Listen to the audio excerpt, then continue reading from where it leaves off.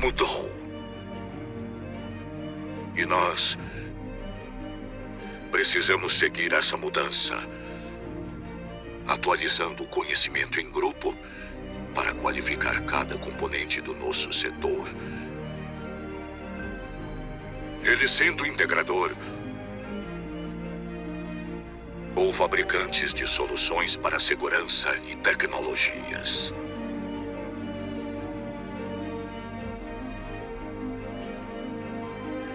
Mas não queremos apenas reproduzir ideias.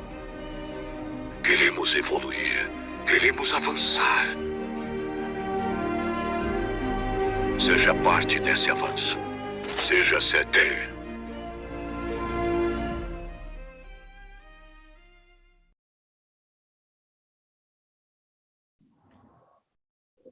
Albélio Dias.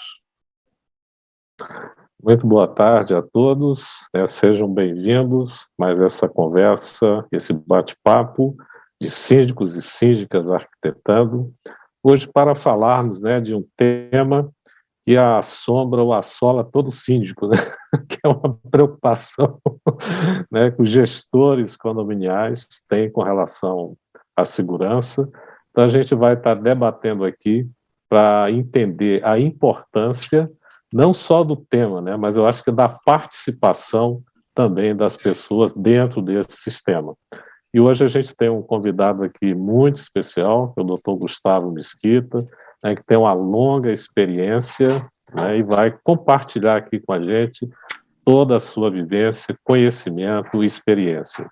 E queremos também avisar o pessoal que ainda não se inscreveu no canal, que se inscrevam e dê aquele joinha, para que torne o programa cada vez mais relevante. Eu vou passar a palavra aqui para o meu amigo Percival para fazer as apresentações iniciais do Dr. Gustavo. Com você. Bom, quero cumprimentar o Albélio, cumprimentar o pessoal da produção, cumprimentar todos que nos estão nos ouvindo, mas vou ser bastante breve, porque aqui quem fala é o Gustavo. O Gustavo manda no negócio, entendeu?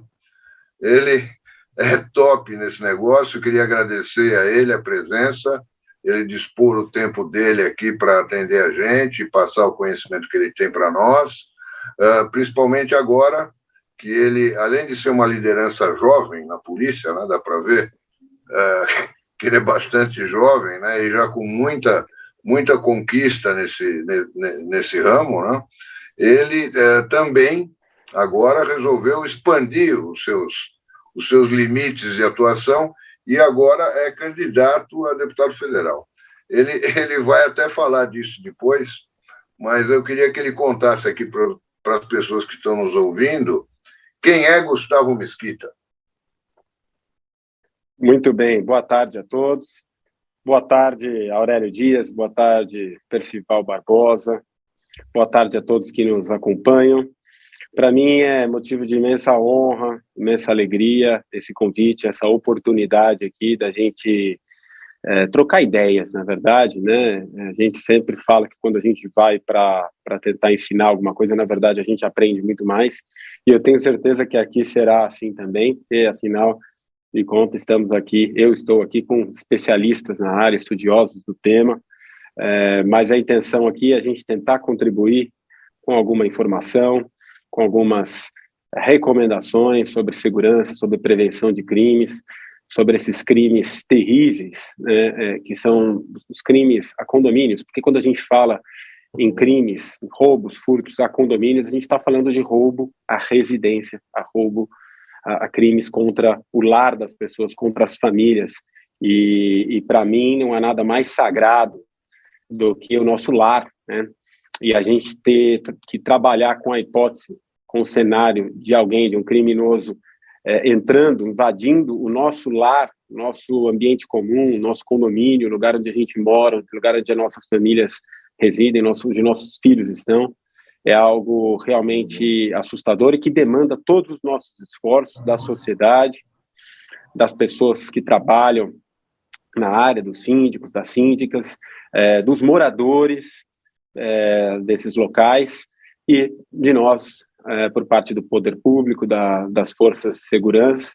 Então, eu acredito que a melhor maneira da gente combater esse tipo de situação é justamente promovendo esse tipo de interlocução, de debate, de sintonia, né, de simbiose entre todos os atores envolvidos no tema, né? Bom, falando brevemente de mim, aí o Percival já fez uma apresentação extremamente carinhosa, eu agradeço as palavras gentis, mas eu sou delegado de polícia, meu nome é Gustavo Mesquita, sou delegado de polícia há já quase 15 anos, né? Nesse meu período dentro da polícia eu passei por algumas unidades policiais, passei por algumas delegacias de polícia no período de plantão, né?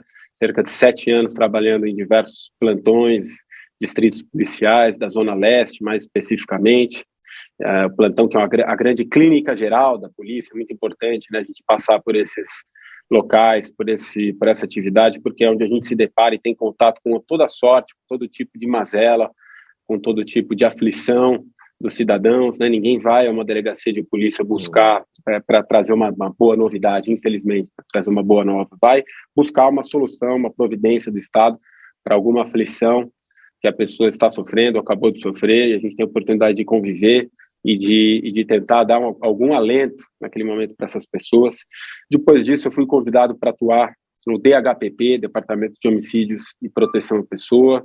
Em seguida, fui designado para a DAS, Divisão Antissequestro, onde trabalhei por cerca de 4 anos na delegacia especializada na repressão de sequestros relâmpago, né, que é o crime de extorsão qualificada pela repressão de liberdade. À época, 2013, 2014, era um crime que assolava especialmente a capital do estado de São Paulo, né? Todos se lembram ali, era um crime que quem ainda não tinha sido vítima conhecia alguém, algum parente, algum amigo que já havia sido vítima desse crime, que é um crime também terrível, que tira a liberdade das pessoas. E a gente teve a oportunidade ali, de, por meio de muito trabalho, a gente realizar grandes investigações, desmantelar quadrilhas, prender os líderes dessas quadrilhas e por meio desse trabalho constante de polícia judiciária, de investigação criminal, a gente conseguiu reduzir os índices de sequestro relâmpago que ultrapassavam os 3 dígitos à época a cerca de 1 dígito por mês apenas, né? Foi um trabalho bastante efetivo, onde a gente pôde verificar na prática a repercussão positiva que um trabalho de polícia judiciária, de polícia civil bem feito, tem condição de fazer para a segurança das pessoas, para a prevenção e para o combate ao crime, né? Para a eliminação, para a diminuição dos índices criminais. E aí, em seguida, eu acabei me tornando presidente da Associação dos Delegados em 2018, né? A função que exerci até há cerca de 4 meses atrás, por conta de ter me afastado agora para abraçar esse novo desafio, como o Percival já falou, apenas uma breve correção, para me candidatar a deputado estadual. Então, sou pré-candidato a deputado estadual, né? E assumi esse desafio pelo mesmo motivo que acabou me levando à presidência da Associação dos Delegados, né? Porque eu, durante toda a minha atividade, a minha atuação, no exercício da atividade policial, eu sempre fiz questão não só de atuar na linha de frente da atividade policial, mas justamente conhecendo e sentindo na pele os problemas, os desafios que os policiais enfrentam aqui no estado de São Paulo no combate ao crime, por conta da legislação, das leis, muitas vezes muito fracas, né? A gente vê aí dia após dia, as prisões são feitas, no dia seguinte o criminoso é colocado na rua, e esse é um problema de legislação que a gente tem que se atentar e melhorar cada vez mais, endurecer as nossas leis, tornar as nossas leis mais ágeis também, não só mais duras, mas também mais ágeis, e não só isso também, de promover uma cobrança constante em relação aos nossos governantes, em relação ao investimento, ao tratamento adequado com as suas polícias, né? A gente depende do Poder Executivo, todas as forças policiais, Polícia Civil, Polícia Militar, polícias municipais, as guardas civis, a gente depende disso para poder atuar. E aqui no estado de São Paulo a gente sente na pele as dificuldades que a gente tem para poder atuar diante dessa falta de atenção, de valorização, né? Somos as polícias que recebem os piores salários do país, sendo o estado mais rico da federação, né? Então, observando de perto toda essa situação, essas dificuldades, e tendo na pele a clara sensação, né, que todo policial tem, de que a gente enxuga gelo. Eu sempre me vi na obrigação de fazer algo além, não só trabalhar na linha de frente da atividade policial, mas cobrar dos nossos governantes, aqueles que têm a obrigação de valorizar a segurança pública, cobrar políticas públicas adequadas, denunciar para a sociedade os problemas que a falta de gestão na segurança pública, de uma gestão competente, corajosa, repercute negativamente na vida do cidadão. A gente sempre fez esse trabalho. Fizemos isso durante 4 anos e meio na associação, passei por 2 mandatos, fui reeleito, tive a alegria de ser reeleito com 75% dos votos no nosso segundo mandato, mas na associação eu tive e tenho a clara convicção de que a gente avançou bastante, especialmente na questão de denunciar a sociedade e cobrar dos nossos governos a devida atenção na segurança pública, mas eu sinto que a gente foi até o nosso limite, né? E quando a gente pretende, de fato, transformar a sociedade, a realidade com a qual a gente não concorda, a política é o caminho que se descortina, é o caminho necessário, né, para a gente conseguir concretizar, para eu conseguir concretizar os diversos projetos que eu construí ao longo desses 15 anos de atividade prática e teórica do estudo da segurança pública, como professor de criminologia também da Academia de Polícia do Estado de São Paulo, e eu vejo na política o caminho necessário para a gente poder concretizar todos esses projetos. Então, estou me colocando aí à disposição, me sentindo o dever de me colocar à disposição da sociedade para que a gente consiga chegar mais longe, aqueles mesmos ideais, naquela mesma missão que me fez ser delegado de polícia 15 anos atrás, que é de trazer mais segurança para as pessoas e para as nossas famílias. Então, fazendo a correção, o Gustavo é candidato a deputado estadual, né? E o Gustavo tem uma outra coisa, ele é de Guarulhos. E eu também. O guarulhense. E eu também sou de Guarulhos, e as nossas famílias têm, historicamente, aí, ligações de amizade, de parentesco, de união, de casamentos, etc., como não poderia deixar de ser. Como não poderia deixar de ser, porque Guarulhos, hoje não, mas foi uma cidade pequena, né? Hoje Guarulhos tem 1,5 milhão de habitantes quase, né? É quase uma capital, né? Mas é uma grande... Eu tenho um grande orgulho, né, de ser guarulhense, de ser filho de Guarulhos, nascido e criado.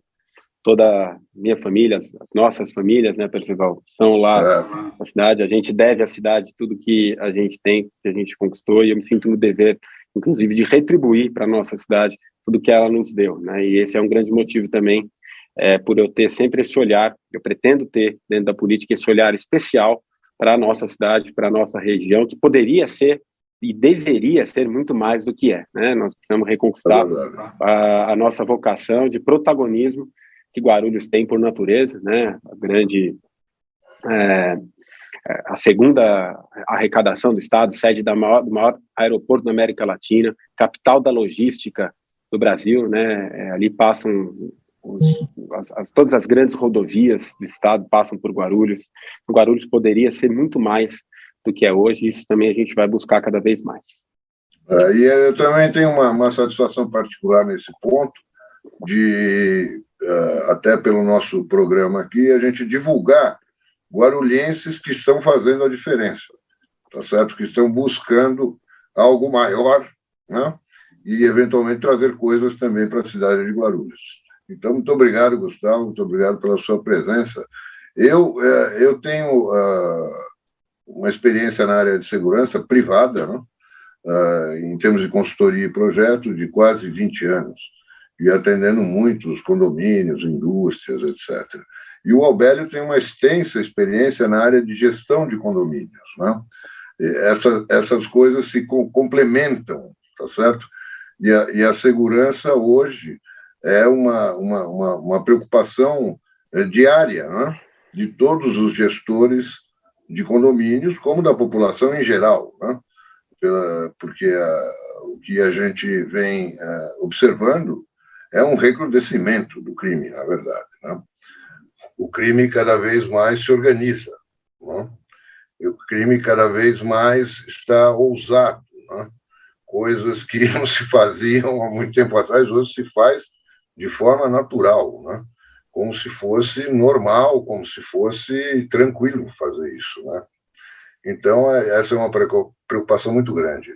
Eu queria que o Albélio desse uma pincelada da visão dele como gestor, como ele encara essa questão da segurança no condomínio, né? Como que o gestor... A gente Gustavo, eu consigo examinar e eu consigo detalhar todo o processo de um crime que o pessoal chama aí de arrastão, né? Que não existe no Código Penal, mas o pessoal chama de arrastão, mas é invasão de domicílio e roubo, né? São dois crimes ao mesmo tempo, tá certo? Eu consigo detalhar exatamente tudo que o pessoal faz ou pode fazer a partir da portaria, né? Mas tem a outra parte, né? Que é a parte de como esse pessoal escolheu aquele condomínio, levantou as informações, planejou a ação, porque não é um crime de oportunidade, né? Ninguém está passando na frente do prédio e fala, opa, vamos assaltar este prédio. Acho que não é assim que funciona, tá certo? Mas depois eu também queria a visão do outro lado, né? A visão da polícia, né? Sei lá, como esse crime é encarado, como ele é tipificado, como se dão as investigações, como existe um criminoso típico de condomínios ou não, é uma especialização dentro do crime organizado, né? O roubo a condomínios. Então, depois a gente queria discutir com vocês esses aspectos dessa questão, né? E o Albélio podia dar uma pincelada na visão dele da gestão disso, né? Que é muito importante, né?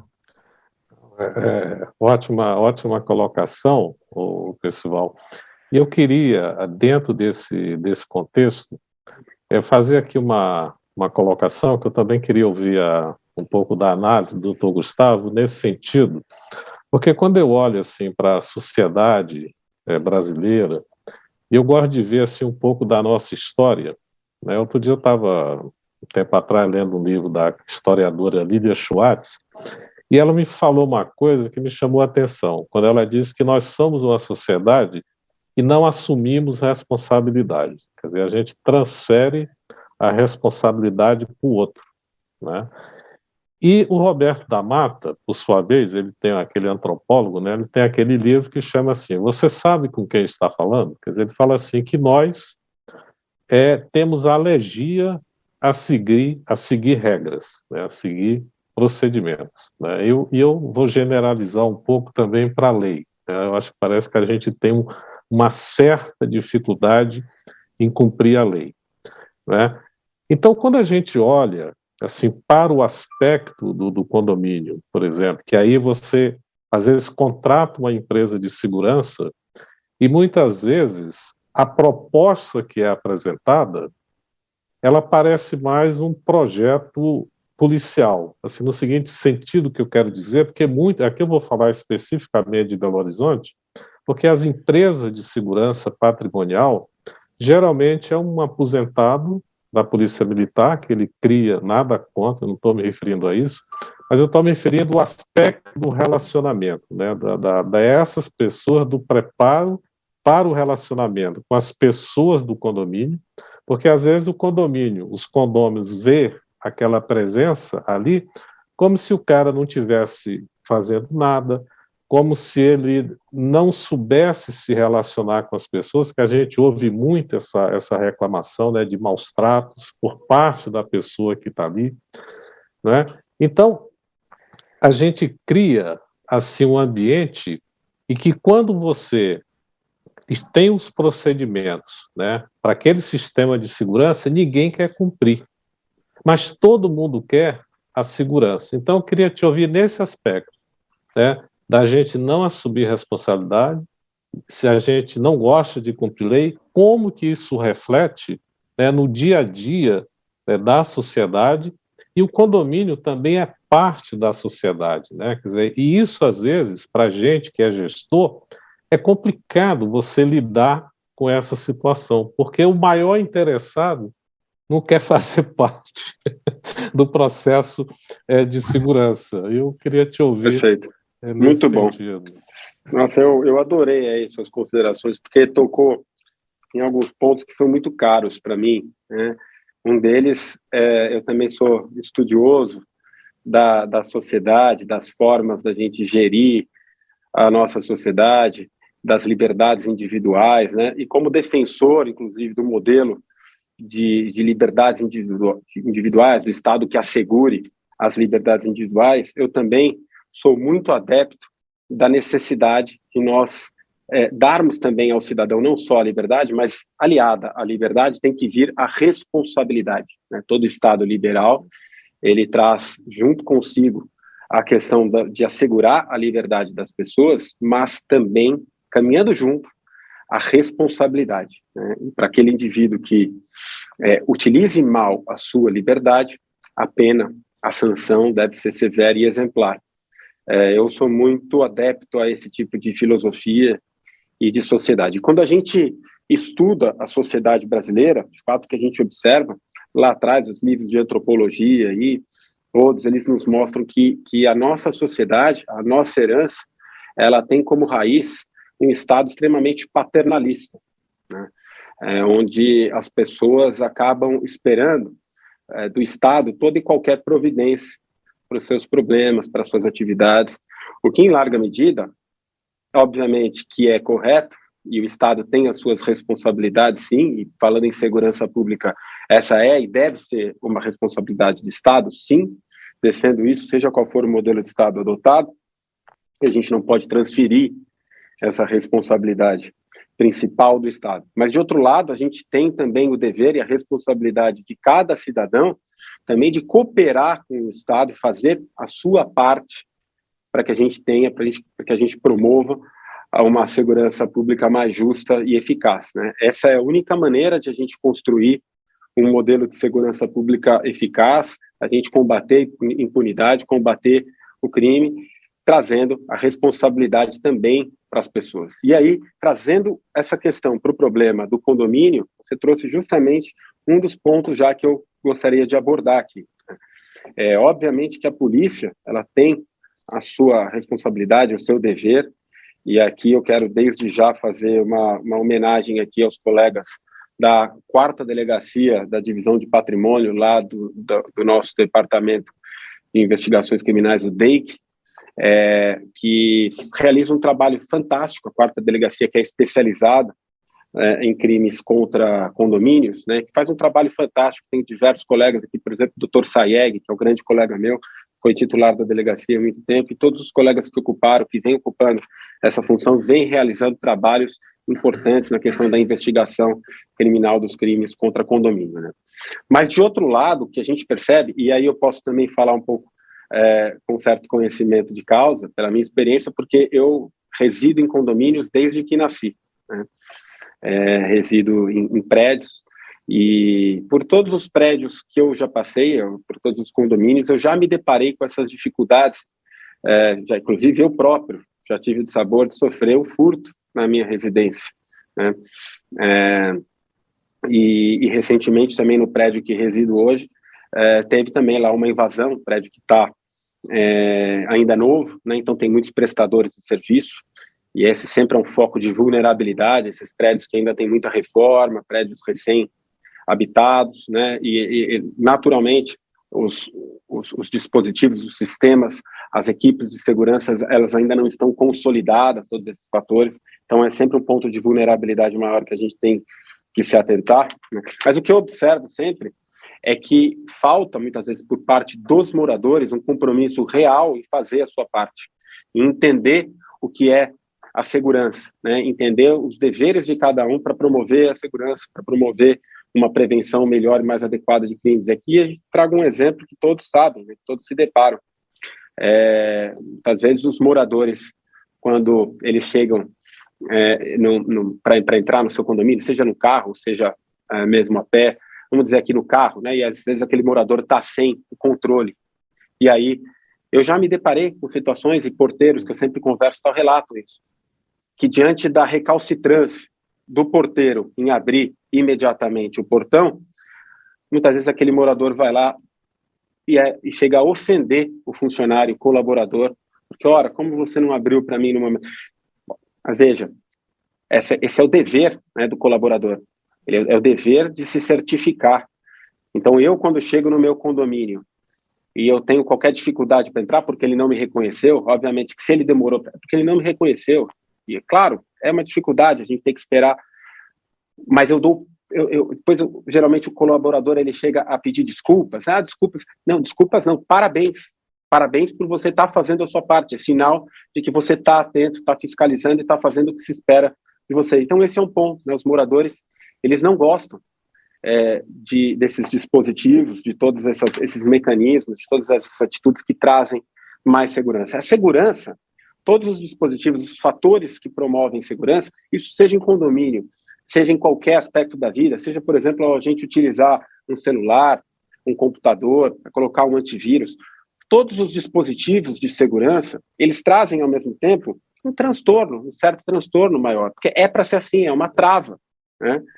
Mas ao mesmo tempo eles são necessários, especialmente e infelizmente aí numa sociedade como a nossa, onde falta tanta segurança, onde a criminalidade está nadando de braçada. Então, alguns dispositivos, algumas medidas de segurança, que eu até listei algumas aqui para a gente dizer depois, elas trazem transtornos, elas trazem dissabores, né, para os moradores. É natural, mas infelizmente a gente precisa adotar essas medidas para que a gente consiga ter uma segurança melhor. E no caso do condomínio, isso é fundamental. Então, não só, como você falou, muitas vezes o condomínio vai lá, pode contratar a melhor empresa, a excelente empresa de segurança patrimonial, com certeza. Mas muitas vezes isso dá para as pessoas essa falsa sensação, então, de que eles estão blindados, eles estão lá e que nenhum problema vai acontecer. E aí eles deixam de enxergar as suas próprias responsabilidades, deixam de se treinar e de se perguntar o que cada morador pode e deve fazer para contribuir para a melhor segurança. Então, eu penso que, para a gente começar aqui um pouco já das nossas recomendações, as nossas sugestões, né, é fundamental, talvez antes de mais nada, que a gente promova, que cada condomínio promova, por meio de reuniões, por meio de palestras, por meio de workshops, a conscientização, o treinamento dos seus moradores, dos seus condôminos, das famílias, para que cada pessoa se conscientize do seu dever dentro dessa comunidade, dentro do condomínio, para promover uma segurança mais eficaz para todos. Gustavo, existe um criminoso típico que atua em condomínios? Ele tem um perfil ou não? Tem sim, Percival.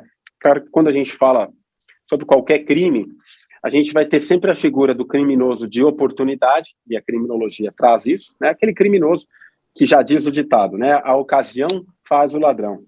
Seria mais ou menos esse criminoso. Na verdade, outro dia eu também ouvi uma frase muito interessante, né? Que, na verdade, não é a ocasião que faz o ladrão. A ocasião faz o crime, porque o ladrão já nasce pronto. Aí a gente vai voltar um pouco nas teorias da criminologia, se existe essa figura do criminoso nato ou não, se ele já nasce criminoso. Mas o fato é que, seja o criminoso nato ou não, a oportunidade, sim, ela é muitas vezes um convite para o instinto do ser humano, para o instinto negativo do ser humano, né? Em se locupletar daquilo que não é devido, em ter um lucro fácil, em obter uma vantagem financeira indevida. Então, aí a gente vai falar já desde das medidas mais evidentes, mais claras, para a gente evitar essa oportunidade, né? Para a gente ter os sistemas de segurança, as câmeras, as biometrias, todos os dispositivos, alguns aqui que eu listei, que vocês já devem saber de todos, mas talvez a gente traga aqui algum reforço, né? Agora, ao lado desses crimes de oportunidade, a gente tem também o criminoso especializado. E falando em crimes a condomínios, a gente tem sim quadrilhas altamente especializadas, hoje ligadas ao crime organizado, né? E a gente percebe também uma diferença de perfil das quadrilhas que atuam no furto e das quadrilhas que atuam no roubo. As quadrilhas que atuam no furto, a gente tem um perfil atuando bastante em São Paulo, a Polícia Civil tem trabalhado muito e realizado a prisão dessas quadrilhas, mas há uma dificuldade que vocês vão entender, que é justamente que essas quadrilhas são compostas muitas vezes por indivíduos menores de idade. Há uma quadrilha atuando, inclusive, eles ficam ali, o berço ali dessa quadrilha, o centro, ele se encontra aí na região do Baixo Glicério. Há diversas quadrilhas criminosas que atuam no furto ao condomínio que são dessa região, e eles vão sendo cooptados e vão ali aprendendo os instrumentos, a atividade, o mecanismo do furto, né?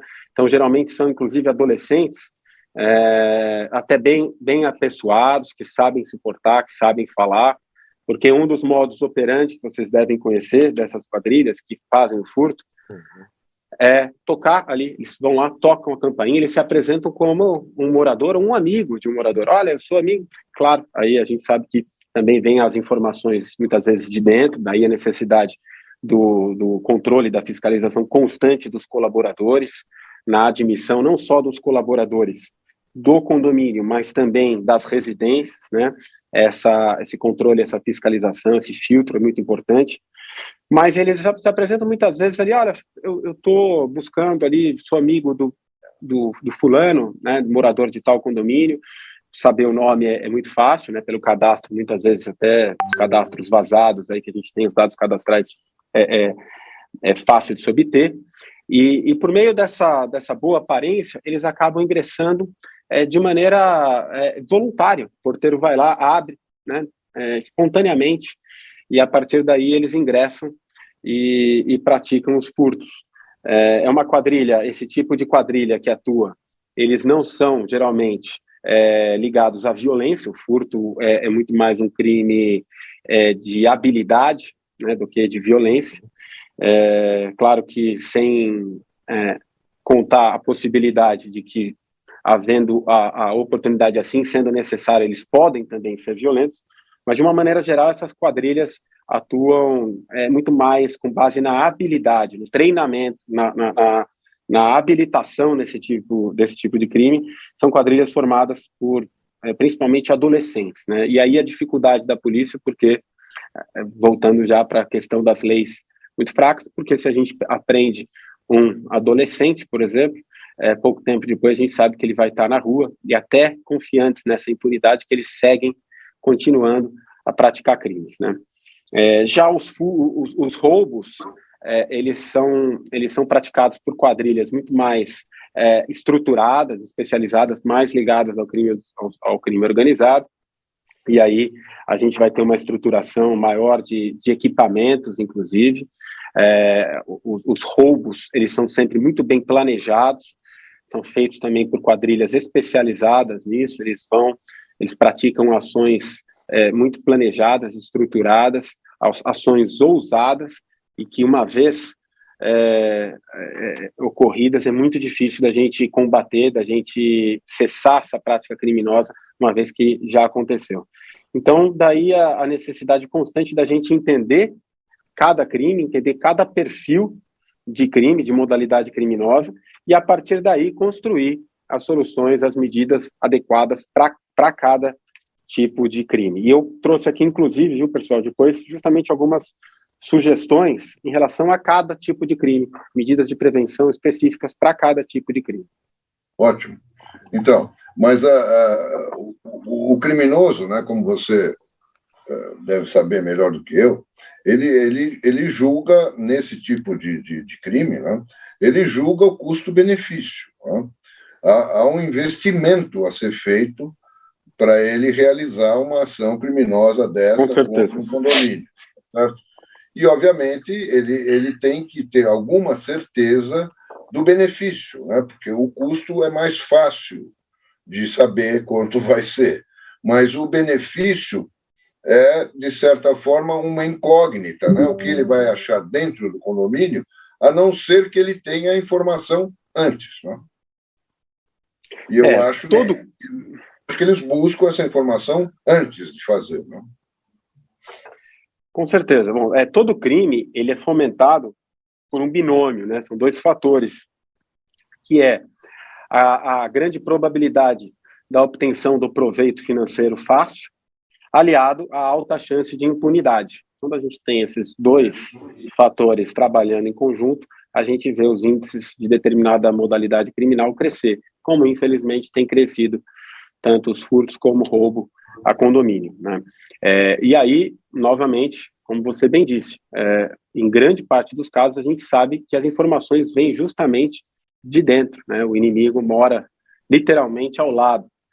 E daí reforçar sempre a importância no rigor da fiscalização, do controle, do filtro dos colaboradores contratados, né? Não só os colaboradores do condomínio, propriamente dito, mas também das próprias residências, né? É muito positivo, por exemplo, eu considero que haja um controle condominial também da contratação de colaboradores das residências, né? Sem falar, obviamente, da necessidade constante de atualização cadastral de todos os colaboradores, de todos os prestadores de serviço que entram e saem do condomínio a todo tempo, né? E, aliás, isso eu acho fundamental, não só em relação aos moradores, como eu defendo que qualquer pessoa que ingresse no condomínio, seja morador, obviamente já vai estar cadastrado, inclusive já com a sua biometria ou o seu reconhecimento facial, mas toda pessoa, ainda que convidada, que seja recolhido ali no momento do seu ingresso os dados cadastrais dessa pessoa, para que tudo isso fique arquivado ali na base de dados de informações do próprio condomínio. Mas, Gustavo, está vendo, só para complementar, Albélio, está vendo, na minha visão, né, inclusive eu acabei de fazer um curso na Escola Superior do Ministério Público, a Escola Federal, justamente sobre a análise econômica do crime, né, onde eles colocam todas essas questões, inclusive um trabalho, aliás, um curso excepcional, eu recomendo, um trabalho feito pela Escola Superior do Ministério Público, excelente, deveria ser um curso quase que de utilidade pública, tá certo? Mas eles colocam a situação no Brasil, o recrudescimento do crime, como sendo uma situação beirando a catástrofe, né? Tá certo? Eu concordo. Então, beirando a catástrofe. Claro, o maior incentivo é a lei, ou a ausência da lei. A impunidade. Ou a impunidade. Tá, nós vivemos o império da impunidade. Vou fazer aqui um exercício mental, vou propor um exercício hipotético a todos, né? Alguém já parou para pensar e imaginar quantos crimes um criminoso, um autor, seja de furto, roubo ou qualquer outro, comete até que ele venha, porventura, a ser preso, né? Quantos furtos um furtador já cometeu até o momento da sua prisão? Quantos roubos um roubador já cometeu até o momento da sua prisão, se é que essa prisão ocorre, né? Se a gente fizer uma análise estatística, a gente vai chegar a números alarmantes, né? Onde muitas vezes o indivíduo ele pratica cerca de 1.000 crimes antes de ser preso por um deles, né? Ser preso em flagrante, por exemplo. E nessas situações, muitas vezes ele vai, feita a sua prisão, e pouco tempo depois ele é solto por conta de benesses legais, que são inúmeras que a gente podia listar aqui, vão perder o tempo aqui precioso da nossa live. Isso vale outro programa, Gustavo. Com certeza. Né? O que é lamentável. Vale outro programa. Ou seja, fica muito claro para a sociedade qual a mensagem que a gente está mandando para a nossa sociedade, para a nossa população brasileira, para a população do nosso estado. É de que vale a pena ser criminoso nesse país, que vale a pena ser criminoso nesse estado, porque você vai conseguir obter um proveito financeiro fácil, imediato, e a chance de você permanecer na cadeia, de você ter a sanção penal adequada, é muito pequena. E é isso que vem estimulando, infelizmente, essa situação do império da impunidade que a gente vive hoje no Brasil. É muito triste a gente reconhecer isso, né? É triste demais para mim, como cidadão e como policial, eu ter que reconhecer essa situação. Mas eu penso que a primeira medida para a gente combater uma doença é a gente reconhecer que ela existe, né? Tem aquele ditado que se a gente não fizer exame, não fizer check-up, a gente não tem doença nenhuma, né? porque a gente não vai saber, né? E muitas vezes as pessoas preferem, as pessoas... Mas é importante a gente dizer com todas as letras a realidade que a gente tem que a gente está vivendo, para que a gente consiga, poder público, juntamente com a sociedade civil, a gente chegar a construir soluções para que a gente consiga evoluir, e é possível evoluir. Gustavo, você estima que se você abrir uma empresa legal, né, as empresas que abrem são abertas todos os dias, existe um índice de mortalidade, tá certo? Em 2 anos, 50% delas deixarão a existir, né? O Ministério, se você encarar o crime também como uma empresa, né, que na verdade tá certo? O Ministério Público estima que essa chance de sucesso é 95%. Ou seja, existe 95% de possibilidade de que você vai ser recompensado por ser criminoso. Quer dizer, isso é um absurdo completo. Ou seja, o que eu estou dizendo é o seguinte, daqui a pouco o que o condomínio vai poder fazer vai ficar quase que inviável. Você fazer todos os controles necessários numa portaria de condomínio. É verdade. Vai ficar inviável. Se você for checar todos os prestadores de serviço, é possível que você não encontre mais prestadores de serviço. O pessoal, eu queria só voltar uma coisa que o doutor Gustavo falou, como exemplo, né, que a gente vivenciou aqui no prédio, foi essa questão de você não ter um critério para contratação de colaboradores para o seu prédio. Você contratou um zelador, por exemplo, o cara era um bandido.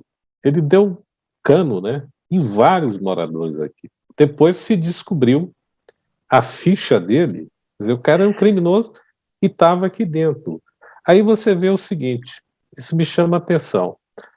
Quando você vê, por exemplo, as assembleias de condomínio, o condômino tem muito mais preocupação com o embelezamento do prédio. Ele não questiona, às vezes, o valor dos investimentos que é feito, mas quando você fala da parte de segurança, todo mundo acha caro, acha que é complicado. Quer dizer, e aí você tem um outro dado importante. Eu me lembro que eu fui síndico de um prédio e não tinha o regulamento interno. Quando se foi fazer o regulamento, estava indo tudo bem. Mas quando chegou nas penalidades, aí que veio o problema. Porque um falava assim, olha, aquele fulano é bom. Se ele é bom, ele não pode ter o mesmo rigor da lei. Mas aquele que os condôminos consideram que não é um bom condômino, a lei tem que ser rigorosa. Olha, a lei é uma só. E aqui a gente tem essa mania, né, de querer arrumar para encaixar, né, o jeitinho, quer dizer, e não saiu por causa disso, né, você não consegue estabelecer as penalidades. Parece que a gente tem, de certa forma, um constrangimento pessoal de querer ver a ficha de uma pessoa, né, ou achar que você está...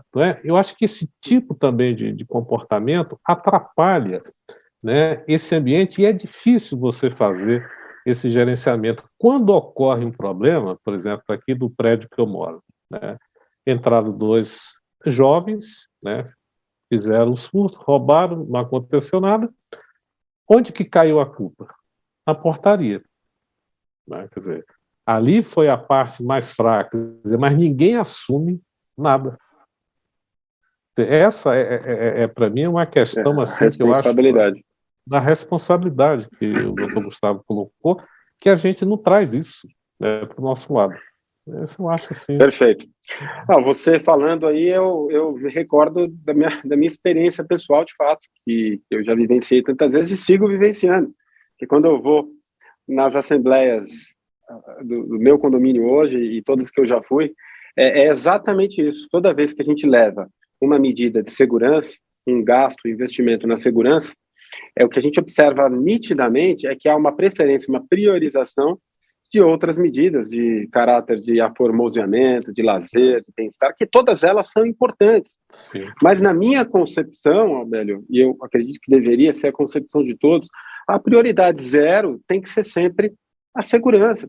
As pessoas têm que se conscientizar de que se a gente não tiver segurança, a gente não tem mais nada. Como é que a gente pode conviver com as nossas famílias, com os nossos filhos, em um ambiente onde a gente está vulnerável? E, infelizmente, as pessoas só se dão conta disso quando acontece um fato. Porque aí é muito triste. É muito triste. Quem já sentiu na pele. E outra coisa também, as pessoas também não tendem a se solidarizar, a ter empatia quando entra. Eu senti isso quando aconteceu comigo. Né? Porque entraram no meu apartamento. Né? Bom, mas não foi no apartamento delas, né? Mas não foi o dano, o prejuízo não foi ao condomínio, ninguém sentiu na pele. Então as pessoas, infelizmente, parece que precisam sentir na pele para depois tomar alguma atitude. E quem sentir na pele o dissabor que é ao ter uma pessoa estranha dentro da sua casa, não estou nem falando do roubo, que é 1000 vezes pior, mas do próprio furto, você saber que alguém ingressou dentro do seu lar, mexeu nas suas coisas, nas coisas da sua família, da sua mulher, dos seus filhos, não tem sensação que se compare. É uma das piores sensações que a gente pode experimentar. Muitas vezes as pessoas não conseguem mais ficar dentro de casa. Não conseguem, precisam se mudar. Eu, no meu caso, eu fiquei durante alguns anos, sabe, Percival, depois desse ocorrido, eu dormia e eu escutava qualquer barulho. Está dormindo, tem barulhos, né, no apartamento, um barulhinho ali, um bip do micro-ondas. Eu levantava, pegava a minha arma, que inclusive já ficava do lado do meu travesseiro ali, e eu saía fazendo uma varredura na casa toda, de madrugada, parecia louco, mas porque eu sei o que é sentir um trauma como esse. Então a gente não precisa chegar nesse ponto, né? Vamos tomar as atitudes necessárias, vamos gerar essa cultura da conscientização, vamos gerar essa cultura de que cada condomínio, de cada morador tem que fazer a sua parte, tem que ser um agente ativo na prevenção de crimes dentro dos nossos condomínios. Gustavo, o que a gente incentiva nos condomínios é que os condomínios desenvolvam uma mentalidade da coletividade. Que eles são uma coletividade. Tá certo? Que eles se reconheçam como coletividade e ajam como coletividade, porque os criminosos fazem isso. Perfeitamente, é isso mesmo. Os criminosos fazem isso. Eles agem como uma coletividade organizada. Enquanto os criminosos estão se organizando cada vez mais. Fica muito fácil, entendeu? Uma coletividade organizada, você sabe muito bem disso. É a coisa mais segura que existe. É uma coletividade organizada. É verdade. Para quem já tentou subir o morro, sabe do que eu estou falando. Tá Com certo? certeza. E solta rojão e não sei o quê. Por que é isso? É uma ação coletiva. Eu gosto muito de me inspirar em exemplos positivos de sociedade. E uma sociedade que eu considero um grande exemplo para todos nós, um grande símbolo de conscientização, de engajamento de cada indivíduo na sua tarefa dentro da coletividade em relação à segurança. Israel, né? Veja você, Israel, um país, tanto é assim que as grandes inovações, né, todas as grandes tecnologias da área de segurança vêm justamente de lá. Porque, veja você, é um país extremamente pequeno, né, extremamente novo, de 1948, rodeado por inimigos que quer invadir e acabar com eles. Mas eles sobrevivem. Israel reagiu coletivamente a uma ameaça. Exatamente. Porque ali cada cidadão, desde pequeno, é colocado em cada cidadão, já desde a tenra infância, a questão que o meu amigo Albélio citou, que é a questão da responsabilidade. Ora, você está crescendo numa sociedade onde você tem a responsabilidade de fazer a sua parte, de zelar pela sua segurança e da segurança de todos os seus irmãos. Né? Talvez seja esse um dos grandes pontos que faltam aqui para a gente, essa priorização dessa mudança cultural. Né? E o que o morador, o que o síndico pode fazer, Gustavo, para contribuir com a polícia? Porque a polícia faz um trabalho, na minha visão, Um trabalho excelente e quase heróico, né? Dadas as condições de trabalho que a polícia tem. Tá certo? A lei quase que não ajuda, pelo contrário, a lei, na verdade, quase que prejudica a polícia, né? Tá certo? Com certeza. Veja. Pois não. Não, a impunidade, né? A lei leva à impunidade. O criminoso não tem uma ameaça crível. Ele sabe que ele não vai ser punido. Exatamente isso. É nisso que... Pois não. Eu queria antes só fazer um complemento aqui à pergunta do Percival. Dentro dessa questão que a gente está colocando aqui, e a gente percebe que a impunidade ela é um fator, vamos dizer assim, preponderante, né, para a iniciativa criminosa. Mas eu queria também te ouvir, dada a sua experiência, os aspectos sociais, eles têm alguma participação, alguma influência na motivação, ou ele se restringe na impunidade? A impunidade é que leva à motivação do crime, ou é uma conjunção desses dois fatores? Esse é um tema bem específico, um dos grandes dilemas da criminologia, né? Na verdade, a gente até hoje não chegou num consenso. Tem diversas escolas, diversas correntes dentro da criminologia que buscam responder essa questão, né? O criminoso ele já nasce criminoso, ele já nasce com uma personalidade tendente a comportamentos e condutas desviantes, ou ele é fomentado pelas condições, pelo ambiente, né? E eu diria que é um pouco de cada coisa, né? É uma conjunção dos dois fatores. E eu provo isso da seguinte maneira, com exemplos, né, que todos aqui podem buscar dentro do seu convívio, dentro de conhecimentos pessoais, né? Nós temos casos de pessoas que cresceram sem qualquer oportunidade, né? Cresceram em ambientes difíceis, em ambientes carentes, com severas dificuldades financeiras, mas por conta do seu próprio trabalho, da sua dedicação, do seu empenho, eles seguiram trabalhando e chegaram a conquistar uma vida digna, uma vida adequada, o que é plenamente possível. É difícil, obviamente, que nós temos que trabalhar para que todos tenham a mesma oportunidade. Acredito que esse, acima de tudo, é um dos grandes desafios do Estado, do poder estatal, das nossas políticas públicas, é poder dar para todos a mesma oportunidade. Agora, nós temos situações em que pessoas que não tiveram oportunidade conseguiram chegar lá, conseguiram obter um sucesso, uma vida digna, uma estabilidade.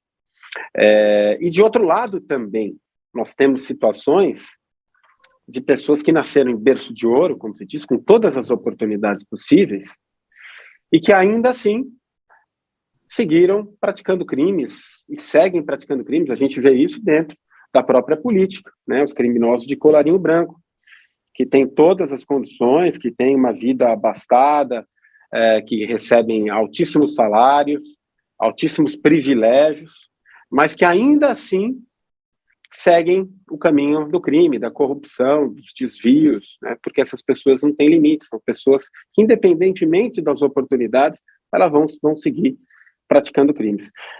Por isso que eu acredito que o desafio do poder público e das pessoas que estão na política, que fazem as políticas públicas, as leis, ou no poder executivo, que implementam e executam essas leis, é, de um lado, a gente trabalhar na igualdade de oportunidades, para que todos tenham a mesma oportunidade, e, de outro lado, sem esquecer também das punições rigorosas e exemplares para quem, mesmo diante dessas oportunidades, opta por transgredir, por causar danos ao próximo, por gerar prejuízos à sociedade, né? Então, eu sou muito contra a ideia, por exemplo, da vítima da sociedade. Porque se a gente for por esse lado, a gente vai relativizar tudo, então, né? Então, todos podem praticar crimes, porque, ora, a pessoa não teve tanta oportunidade, a pessoa não teve outra escolha, ou então outros alegam ter algum transtorno mental, a gente vai relativizando tudo, né? Ora, então, se todos têm as suas justificativas, a gente não precisa mais nem de legislação penal. Então, eu não acredito nessa teoria da vítima da sociedade. Vítima da sociedade, para mim, é justamente aquele trabalhador, né, que acorda 5 horas da manhã para trabalhar com a sua marmita, para trabalhar o dia inteiro, para voltar para casa, para chegar no final de semana e não ter descanso, não ter direito ao descanso, por conta dos pancadões, dos fluxos que aterrorizam aí a população das comunidades carentes, né? Tudo isso para receber no final do mês um salário mínimo. Essas são as verdadeiras vítimas da sociedade.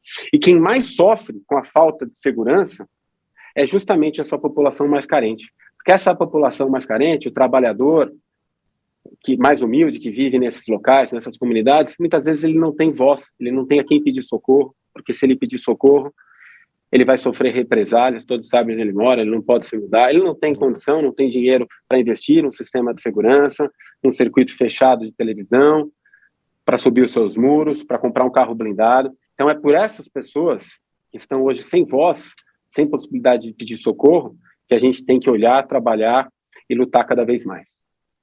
Mas, Aurélio, não tenha dúvida que a impunidade é o fator de incentivo principal.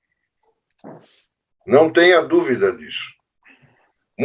Muitos criminosos entraram para o mundo do crime antes do primeiro emprego.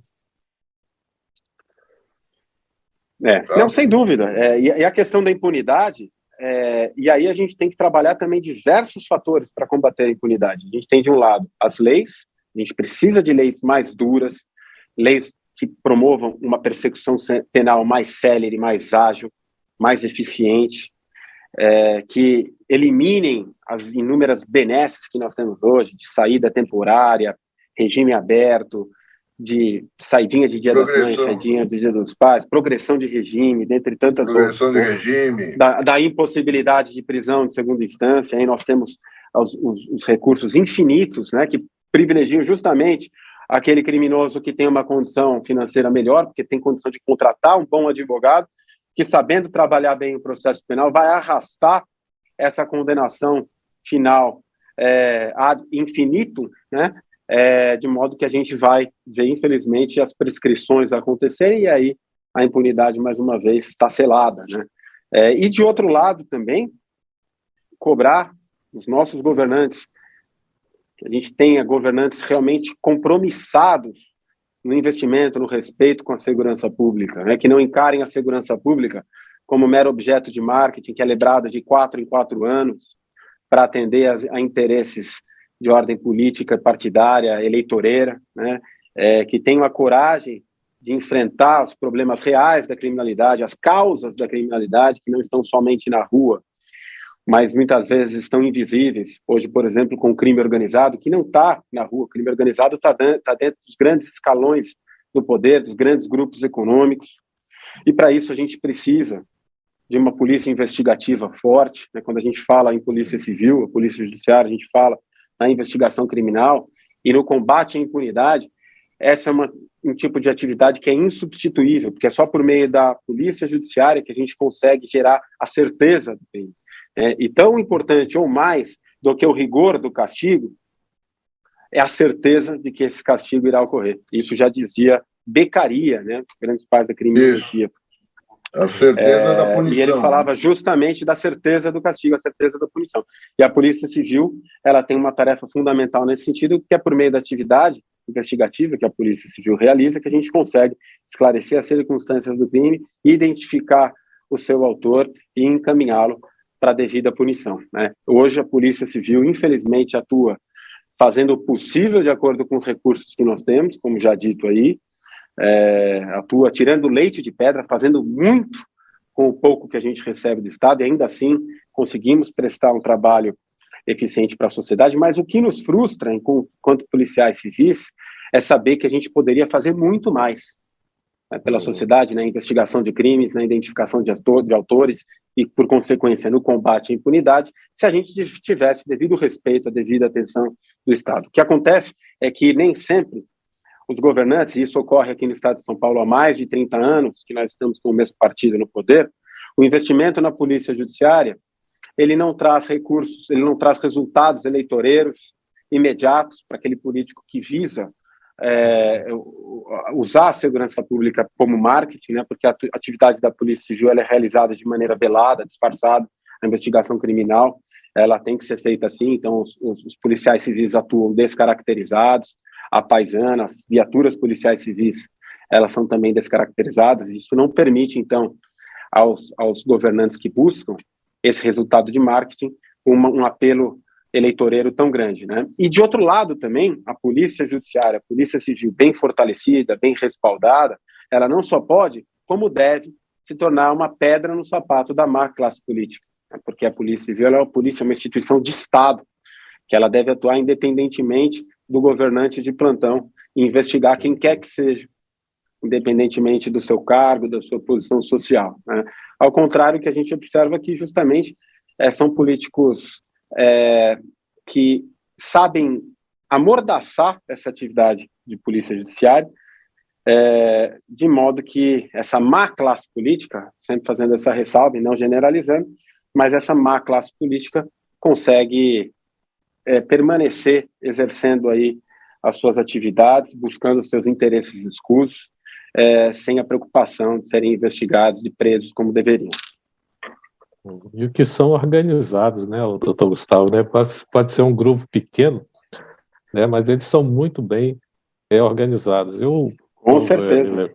Me lembro disso que tem um livro chamado assim, Economia dos Desajustados, né, é que as autoras mostram como o crime organizado, ele é organizado, né, bem estruturado, bem segmentado, né, até os níveis, por exemplo, de distribuição, né, dos recursos, tudo tem uma certa ordem, um negócio assim impressionante. E eu me lembrei disso, porque tinha um Fred aqui, eu trabalhei no condomínio, ficava do lado de uma comunidade.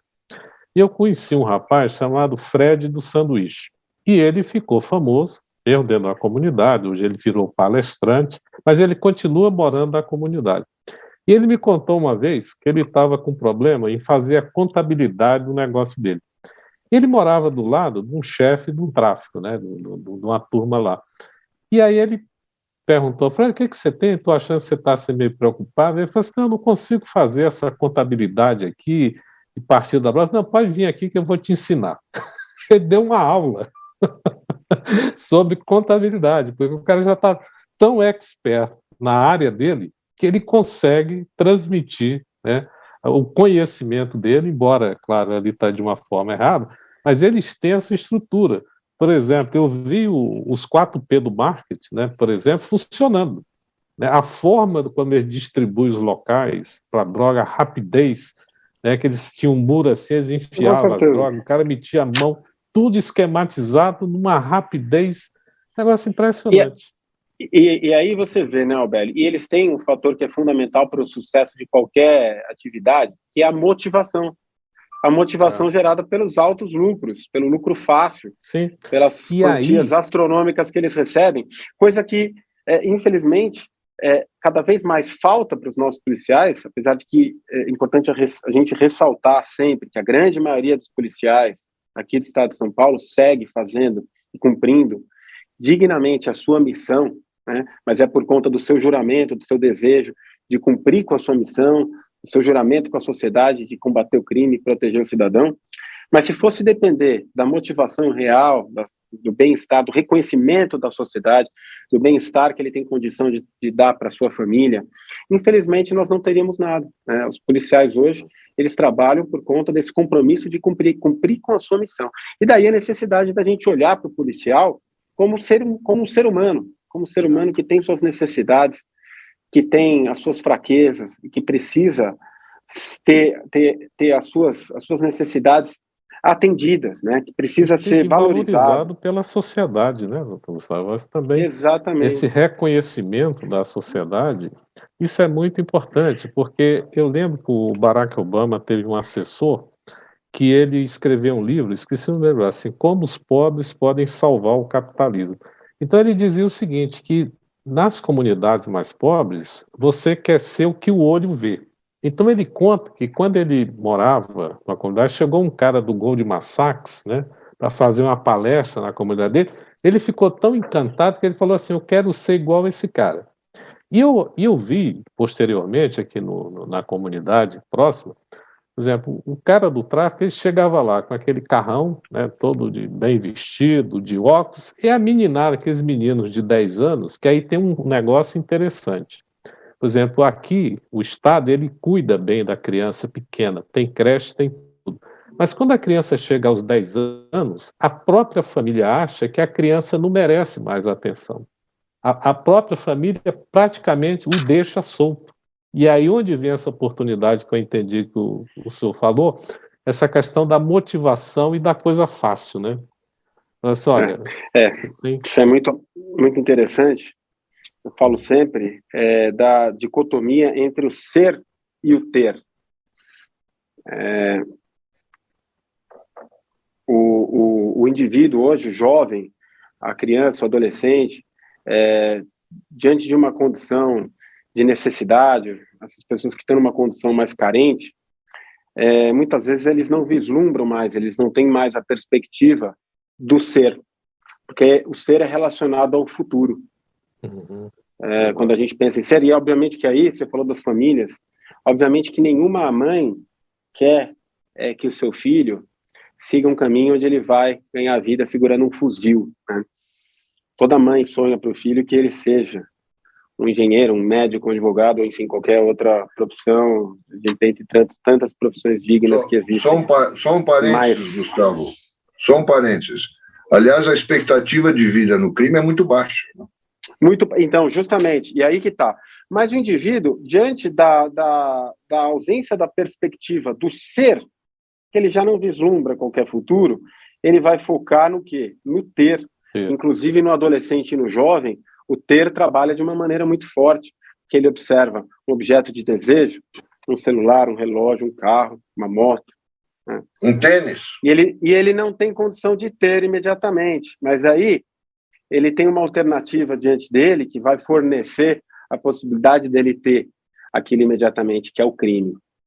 E ele olha pessoas ao lado dele que estão obtendo essas coisas que ele gostaria de ter por meio do crime.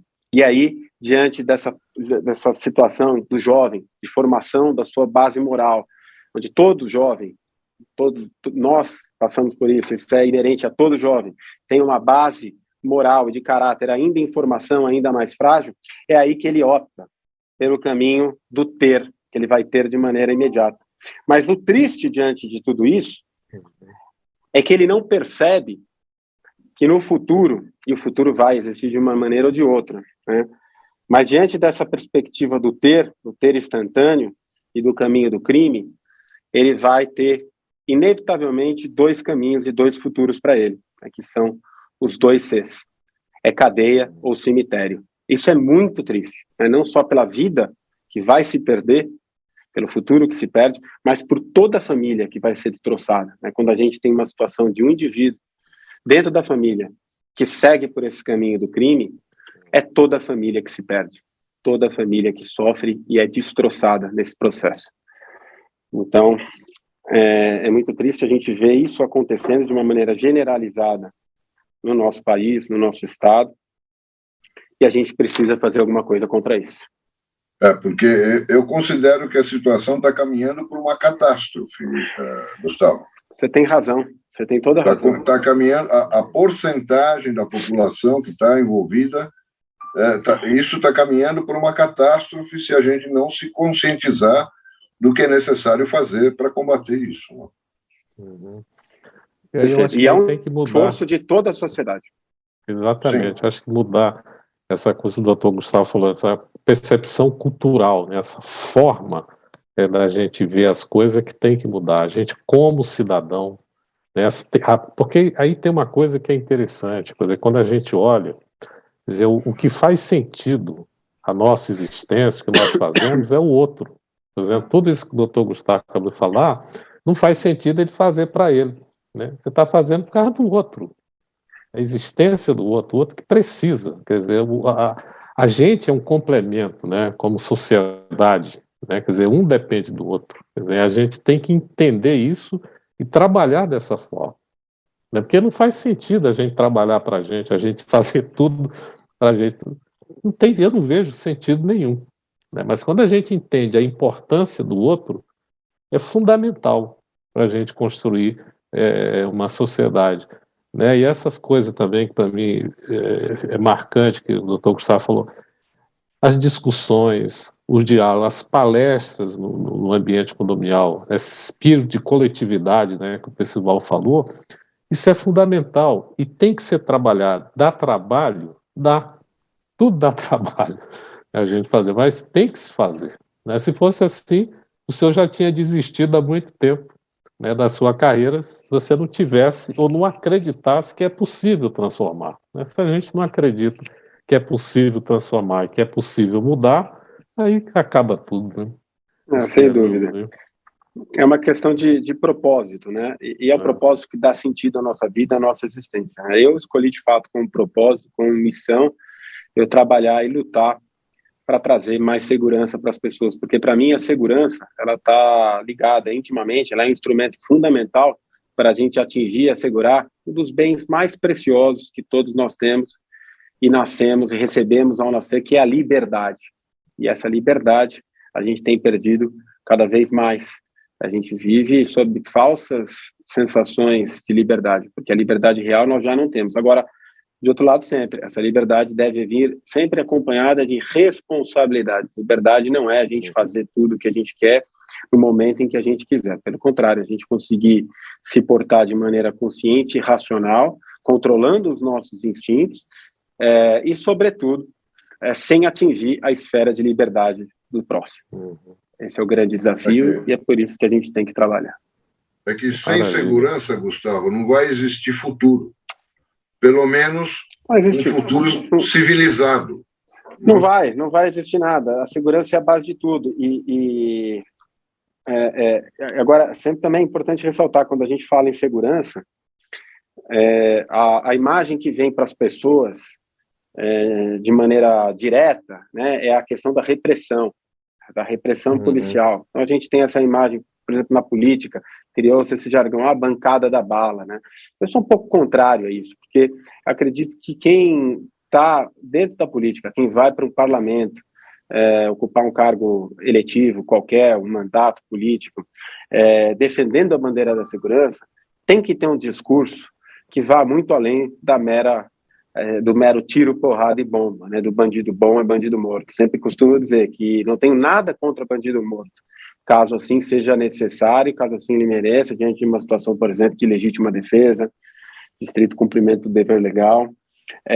Agora, a gente, para trabalhar a segurança pública de maneira responsável, de maneira séria, a gente tem que ir além, tem que descer na profundidade, tem que entender o fenômeno criminal. E para entender o fenômeno criminal, a gente tem que buscar as causas que estimulam, que fomentam o fenômeno criminal. Então, para falar de uma segurança, da promoção de uma segurança pública eficiente, a gente tem que falar de educação, que é a raiz de tudo, a gente tem que falar de cultura, de lazer, de geração de emprego, de eliminação das desigualdades, porque tudo isso repercute na promoção de uma segurança eficiente. E, na verdade, a repressão policial, obviamente que ela tem que existir, e tem que existir de maneira eficiente, tem que ter condição e respaldo, fortalecimento para atuar se necessário. Mas, na verdade, a repressão policial, ela deve atuar quando todo o restante deu errado. E, infelizmente, a gente vive hoje numa situação em que todo o restante tem dado errado. Então, a importância da gente encarar a segurança também de uma maneira com esse olhar interdisciplinar. Veja como a segurança pública, diferentemente do que se tem como lugar comum, ela é uma área extremamente rica, porque para trabalhar a segurança de maneira adequada e responsável, a gente tem que trabalhar todas essas outras áreas que eu citei. A gente precisa ter entendimento amplo e interdisciplinar com todos esses outros setores. Mas a repressão é a última linha, Gustavo. Né? Com certeza. A gente tem que trabalhar na prevenção. Com certeza. Para que o crime não ocorra. Né? Agora, se ocorrer, trabalhar na punição, tem a repressão. Porque a punição, uma das funções da pena, justamente, né, da prevenção geral, é justamente mostrar para a sociedade de que, ora, caso você cometer um crime, é isso que vai acontecer com você. Você vai para a cadeia, você vai pagar e vai pagar de maneira exemplar e rigorosa. A tal da ameaça crível, né? Perfeitamente. É isso aí. É a prevenção geral. Exatamente. Então, bom, a produção está dizendo para mim aqui que já acabou o programa, que a gente tem que encerrar. Aí nem começou. Pois é. Agora que o papo está bom. Se o doutor Gustavo não tivesse em campanha, eu ia pedir mais um horário para ele lá na frente, para a gente continuar essa conversa aqui, porque, obviamente... Eu estou à disposição, se a gente conseguir outro horário, a gente faz sim. Para mim foi uma grande oportunidade, uma grande honra, como eu sempre falei, né? A gente vem aqui para falar, mas a gente acaba aprendendo sempre. Eu aprendi muito com vocês. Foi um grande prazer a gente fazer esse debate sobre esse assunto tão importante, que é segurança, de modo geral, segurança nos lugares mais sagrados que a gente tem, que são as nossas residências, os nossos condomínios. E aqui, Percival, eu tinha até separado aqui um material com algumas dicas específicas de segurança, que para vocês, eu acredito, não vai ser grandes novidades, mas eu acredito que é sempre interessante. Eu vou disponibilizar esse material, eu te mando. Tá? É um material elaborado pela Polícia Civil, justamente pela delegacia, pela 4ª Delegacia de Combate a Crimes em Condomínios, e traz aqui dicas muito interessantes, né? Que de fato eu acredito que podem contribuir. Hoje nós temos, acredito que vocês saibam, mas é importante reforçar, a gente tem um instrumento da Polícia Civil que é fundamental e que tem dado um resultado assim excelente, um novo instrumento, que é o EIFES, que é a coleta de impressão digital por meio de um novo sistema, onde você, por meio da impressão digital, você consegue, sem padrão de confronto, chegar no criminoso pela simples varredura de todo o banco de dados do IRGD da Polícia Civil, né? Então, a importância, por exemplo, de se preservar sempre os locais de crime, a ocorrência de um furto, de roubo, a preservação do local é fundamental, né? A orientação dos funcionários nesse sentido, dentre tantas outras medidas. Outra medida também fundamental, acredito que já tenham essa recomendação, né? Mas no circuito fechado de televisão, não deixar somente esse circuito aberto somente para os administradores, mas também para todos os condôminos, acho que é uma boa iniciativa, e também não deixar somente os bancos de dados locais, armazenados localmente, mas na nuvem, né? Porque se o indivíduo, se o criminoso levar aquele drive, aquele computador embora, essas imagens estão preservadas nas nuvens, né? Enfim, dentre tantas outras, né? A gente tem aqui uma recomendação, não sei se vocês já viram isso, só para citar rapidamente aqui, é a garagem do ladrão. Acho uma medida interessante, importante. Deixar uma garagem, já ouviu falar nisso, Albério, Percival? A garagem do ladrão. Né? Eu repito, são medidas que às vezes a gente fica até constrangido de dar, porque o ideal seria que a gente não precisasse disso, né, como você falou, Percival. Mas eu acho que, infelizmente, está numa situação que tudo que for possível a gente deve fazer. Né? A garagem do ladrão é deixar uma garagem ali separada, que todos os condôminos saibam que aquela garagem não deve ser ocupada. E se porventura ela estiver ocupada, é porque está acontecendo um roubo, um furto em andamento dentro do condomínio, né? Um código, estabelecer um código com todos os moradores e também com os colaboradores, uma espécie de botão de pânico, onde você possa comunicar, alguém que tenha conhecimento, ao ver aquele código, aquele sinal, possa já imediatamente comunicar a polícia, as autoridades, o sistema de segurança. Enfim, são algumas medidas, estão todas elas aqui, eu vou disponibilizar para vocês, tá? Com muito prazer aí, tentando contribuir. Eu queria agradecer ao doutor Gustavo pela gentileza dele dedicar esse tempo aqui a nos ensinar um pouquinho do extenso conhecimento que ele tem a respeito da segurança. Gostaria que esse programa fosse também uma homenagem à Polícia Civil, ao trabalho que a Polícia Civil vem fazendo na pessoa do doutor Gustavo, cumprimentá-lo também pelas novas perspectivas aí que estão se configurando aí na carreira dele, né? Que ele possa alçar novos patamares e contribuir mais ainda para a segurança, tá certo? Vou pedir, inclusive, Gustavo, se você puder, colocar no chat aí os seus contatos, se as pessoas quiserem te acompanhar. Com certeza, é um grande prazer aí deixar as minhas páginas para todos que quiserem acompanhar um pouquinho do meu trabalho, dos meus projetos, das minhas propostas. Também forneço ali, procuro sempre trazer dicas de prevenção contra crimes, contra diversas modalidades criminosas, recomendações, sugestões, e ouvir as pessoas, né? Gosto muito de trocar ideias, receber sugestões, receber as ideias, isso é sempre muito produtivo. Então, no Instagram, no Facebook, é o @delegado_Gustavo01, @delegado_Gustavo01. No Twitter é o @DeltaGustavo01. No TikTok é o Delegado Gustavo, @Delegado Gustavo. E também fornecer o meu número de WhatsApp para eu responder, onde a gente também fornece lá nossos conteúdos de prevenção, de propostas, ouve as pessoas, sempre que possível respondo ali as dúvidas, tento dar as orientações possíveis, trazer alguma providência. É o 11 9 9592 4441. 11 9 9592 4441. E estou sempre à disposição de todos, tá? Seja onde for, podem contar comigo, delegado Gustavo, e com a Polícia Civil. Muito obrigado. Albélio, você Obrigado. encerra? Sim, eu acho que depois dessa aula de hoje, né, eu acho que enriqueceu, né, o debate, né, a gente sempre procura trazer um debate de alto nível, né, a gente teve uma visão global, né, do crime, de suas particularidades.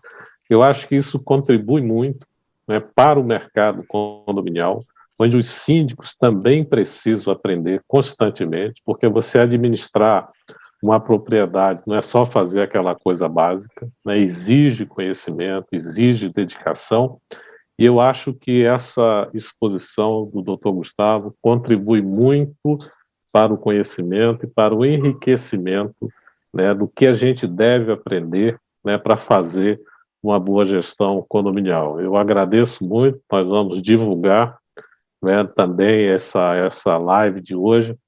Eu vou mandar para os síndicos que eu conheço o link para que assistam essa live, porque é muito importante. Quanto mais a gente participar, discutir e se envolver, a gente está contribuindo. Isso é um problema de responsabilidade nossa. Eu acho que, para mim, e o doutor Gustavo colocou bem aí, é uma responsabilidade cidadã, né? E a gente precisa entender isso.